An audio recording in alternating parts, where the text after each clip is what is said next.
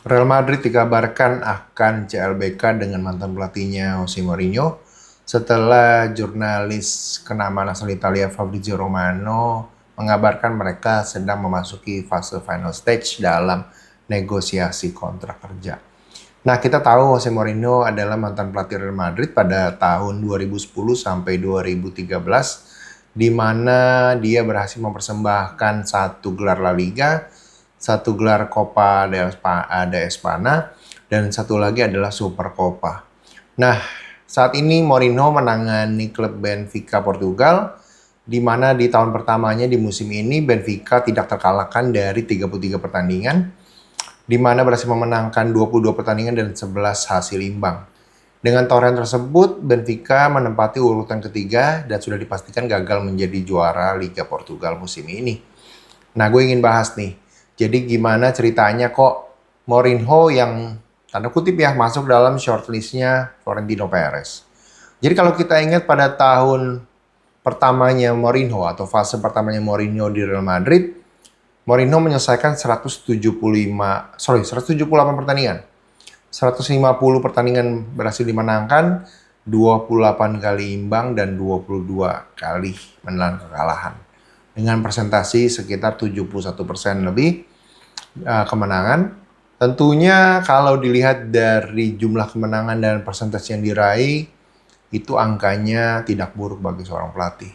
Dan itu merupakan salah satu pencapaian terbaikmu ketika sebagai pelatih sepak bola. Nah, tapi di balik prestasi cemerlangnya, kita juga tidak boleh menampilkan bahwa Mourinho ketika datang di Real Madrid ketika itu ada beberapa keputusan kontroversi yang dilakukan olehnya. Dan salah satu yang paling diingat oleh pecinta Real Madrid adalah ketika dia mencadangkan kiper senior Iker Casillas. Tentunya pada saat itu menimbulkan kontroversi yang luar biasa karena Iker Casillas juga merupakan salah satu pemain yang diidolakan oleh para pendukung Madrid sebagai jebolan dari Akademi Real Madrid Castilla. Tentunya Iker Casillas menjadi idol dan juga hero lokal ya, lokal hero dari klub Real Madrid. Nah, gue ingin bahas kenapa saat ini Mourinho bisa dijadikan salah satu calon kandidat pelatih baru Real Madrid musim depan. Jadi kalau kita lihat sebetulnya Florentino Perez ini mencoba untuk mendapatkan pelatih yang bisa membangun harmonisasi dan juga chemistry yang kuat di dalam timnya. Jadi kalau kita lihat di musim ini, ketika Xabi Alonso mengambil alih kursi kepelatihan Real Madrid, optimisme itu muncul sebetulnya. Sebagai mantan legend Real Madrid, Xabi Alonso diharapkan mampu menyatukan seluruh ego-ego pemain Real Madrid yang diisi oleh pemain-pemain mega bintang.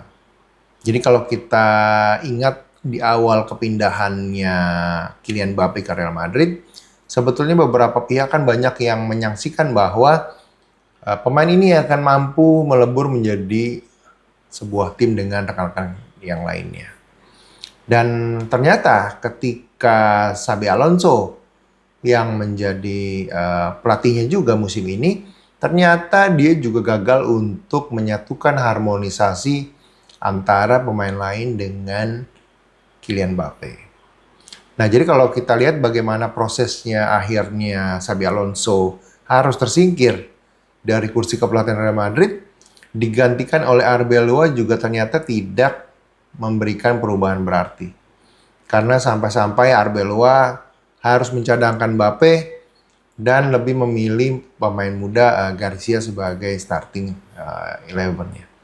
Jadi kalau kita lihat tentunya tidak mudah untuk menguasai ruang ganti pemain, apalagi di mana Real Madrid diisi oleh pemain-pemain yang super, pemain yang mega bintang, yang tentunya egonya juga tidak kalah super ya. Nah, tapi perlu hal juga diingat, menurut gue bagi pecinta Madrid dan tentunya bagi manajemen Real Madrid bahwa Mourinho ini terakhir menjuarai Liga adalah ketika menangani Chelsea di musim keduanya ya. Kalau gue nggak salah 2014-2015 tuh. Nah artinya kalau kita bicara 12 tahun yang lalu, Mourinho ini belum pernah juara Liga lagi. Karena setelah dari Chelsea, dia pindah ke MU. Di MU hanya berhasil mendapatkan, kalau gua nggak salah, European League. Kemudian pindah lagi ke Tottenham. Hampir juara, tapi dipecat di pertandingan akhir ya, kalau gua nggak salah berapa hari sebelum final. Itu juga jadi kontroversi ketika dia ribut sama Daniel Levy, pemilik Tottenham Hotspur. Nah setelah itu pindah ke AS Roma. Di AS Roma pun dia hanya berhasil menjuarai Conference League ya kalau gue nggak salah. Which is itu kan sebetulnya gelar-gelar yang kedua atau ketiga lah levelnya. Ketika dari Roma pun nggak bertahan lama, akhirnya dia pindah ke Fenerbahce, Turki. Di Turki pun dia juga tidak berhasil memenangkan apapun sebelum akhirnya diboyong ke Benfica. Nah di Benfica musim ini memang belum terkalahkan Benfica dari 33 pertandingannya di Liga Portugal, tapi juga tidak berhasil menjadi juara Liga Portugal.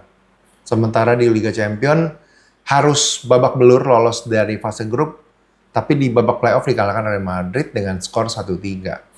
Nah jadi kalau kita lihat statistiknya Mo dalam katakanlah 4-5 klub terakhir, gue tidak melihat Mo ini berada dalam level yang tertinggi sebagai seorang pelatih sepak bola.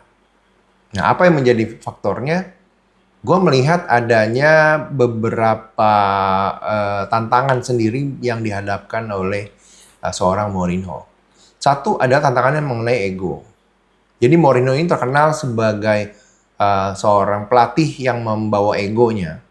Dan kita melihat di dalam track recordnya dia sebagai pelatih seringkali dia memiliki konflik-konflik yang menurut gua juga akhirnya tidak produktif bagi perkembangan timnya.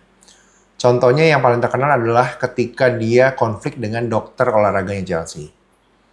Kalau gua nggak salah namanya Eva Canero ya waktu itu. Kemudian ada lagi juga bagaimana gue dengar pernah ada konflik ketika dia marahin seorang petugas atau katakanlah staff dari waktu itu kalau nggak salah di Real Madrid atau di Roma ya, atau di Chelsea gitu. Nah, jadi ketika timnya kalah, dia lihat masih ada petugas staff yang ketawa-ketawa, dia menegurnya. Maksudnya baik ya, menurut gue itu bagus untuk merasakan apa yang dirasakan oleh semua anggota tim. Tapi pada akhirnya, ketegangan-ketegangan yang ditimbulkan oleh Mourinho menjadi kontraproduktif. Yang kedua dari sistem permainan. Jadi kalau kita lihat Mourinho ini kan gaya bermainnya pragmatis. Dia lebih suka sepak bola yang lebih menyesuaikan dengan keadaan, kuat dalam pertahanan, harus cepat dalam melakukan transisi penyerangan counter attack. Tapi gue melihat di sini sepak bola sudah mulai berubah. Ketika kalau kita dulu membagi dikotominya, mungkin era-eranya Barca Madridnya Mourinho versus Guardiola, sepak bola menyerang versus sepak bola bertahan. Tapi kalau kita lihat sekarang, Barcelona sendiri pun juga sudah bertransformasi ketika bola ini juga tidak lagi semua total fokus menyerang. Jadi ketika dibutuhkan bertahan, mereka harus punya transisi yang cepat, harus memiliki pertahanan kompak, dan sebagainya. Nah, gue melihat di dalam fase transisi sepak bola ini, Mourinho masih berpegang teguh dengan filosofi yang dimilikinya bahwa sebuah tim, apapun permainannya yang penting mendapatkan skor optimal. Ya gue setuju dalam hal itu. Tapi apakah yakin nih para pemain atau manajemen Real Madrid nih yakin kalau mendatangkan Mourinho betul-betul bisa menguasai suasana ruang ganti pemain?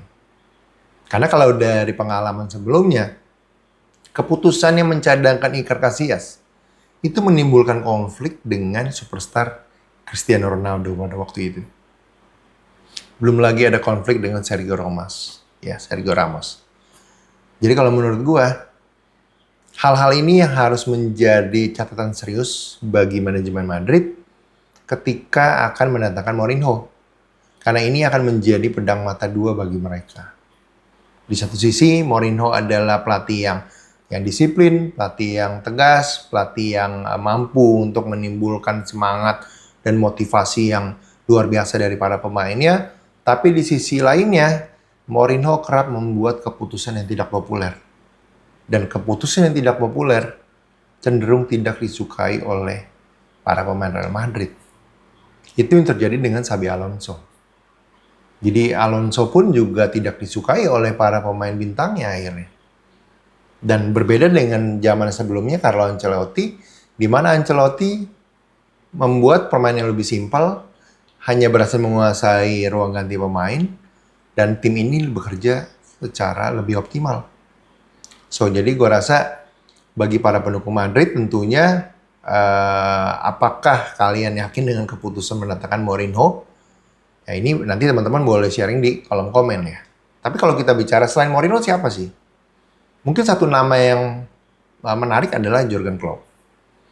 Karena kalau gue lihat Klopp ini adalah pelatih yang cerdas, di mana ketika dia datang di Liverpool, Liverpool ini kan sudah sekian puluhan tahun tidak pernah juara Liga. Dan Klopp berhasil mendapatkan gelar Liga pertamanya di Premier League dan sekaligus membuat Liverpool bertransformasi menjadi tim yang ada di top 3 lagi. Selalu berada dalam perebutan gelar juara Liga. So, ya teman-teman kalau punya nama lain atau mungkin komentar yang setuju ataupun enggak tentang pendapat gue, boleh banget silahkan kita sharing di kolom komentar. Gue rasa itu aja. Thank you guys for watching. Bye.